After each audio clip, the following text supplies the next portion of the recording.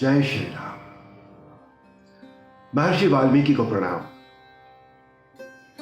महर्षि वाल्मीकि संध्या वंदन के लिए स्नान कर रहे होते हैं, तभी एक क्रौच पक्षी को एक व्याध तीर मार देता है। व्याध यानी शिकारी, और उसके विरह में उसका साथी पक्षी भी मर जाता है। इस हृदय को द्रवित करने वाली घटना से महर्षि वाल्मीकि क्रोधित होकर उस व्याध को श्राप देते हैं, और वो श्राप 4 समान चरण युक्त एक श्लोक के रूप में उनके मुख से निकलता है। मानुषात् प्रतिष्ठां त्वं अगमः शाश्वती समः यत् क्रौच मिथुनादेकम् अवधि काम मोहितम्। भौतिक संसार का ये पहला छंदबद्ध श्लोक था जिसे गाया भी जा सकता है। ब्रह्मा जी के निर्देश और आदेश पर यहीं से रामायण महाकाव्य के सृजन का शुभारंभ होता है। रामचरितमानस में गोस्वामी तुलसीदास जी ने कहा है, नाना भांति राम अवतारा रामायण सतकोटि अपारा। अर्थात श्री राम के अनेकानेक अवतार हैं और सैकड़ों रामायण हैं।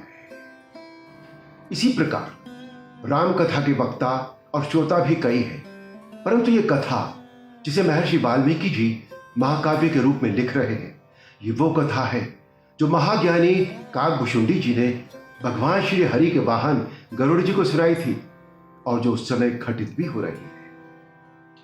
राज्यसभा में नए मंत्रिमंडल के साथ प्रशासनिक व्यवस्थाओं पर चर्चा करते हुए राम जी कहते हैं, सुनिए क्या कहते हैं। प्रजा से कर लेना आवश्यक है, परंतु राजा को कर उसी प्रकार लेना चाहिए जैसे सूर्य धरती से जल सोखते हैं। जलाशयों में और नदियों में जहां जल अधिक है वहां से अधिक जल, और भूमि पर जहां जल थोड़ा हो वहां से कम। जल सोखकर उससे मेघ बनाए जाते हैं, और मेघ वही जल पृथ्वी पर वापस लौटाते हैं, परंतु पूरी पृथ्वी पर बराबर बराबर वृष्टि करके। यही राजा का कर्तव्य है कि राज्य के कुछ प्रमुख व्यक्तियों से इकट्ठा किया हुआ कर प्रजा के हित के कामों में बराबर बराबर बांट दें। अब दूसरी बात, न्याय।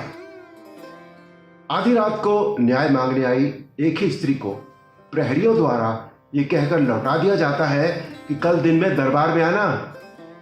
राम जी इस बात पर नाराज होते हैं और कहते हैं, यदि न्याय में देरी की जाए तो वो न्याय नहीं अन्याय हो जाता है, और कभी कभी उसका परिणाम बहुत भयानक होता है। हमारे विचार, यदि प्रजा में से कोई भी व्यक्ति किसी तकलीफ से जागता हो तो राजा को आराम से सोने का कोई अधिकार नहीं है। प्रजा के किसी भी व्यक्ति को राजा के पास आने में उतनी ही सुविधा होनी चाहिए जितनी एक सन्यासी की कुटिया में जाने में। ऐसा है श्री राम का न्याय और राम की न्याय व्यवस्था, जो राज दरबार के महामंत्री से लेकर समाज के अंतिम नागरिक तक सबके लिए समान रूप से उपलब्ध है।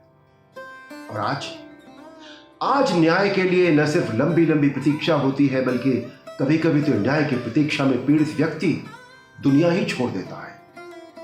रसूख, धन का अभाव और दबाव, ऐसे में न्याय कितना निष्पक्ष है आज ये किसी से छिपा नहीं है।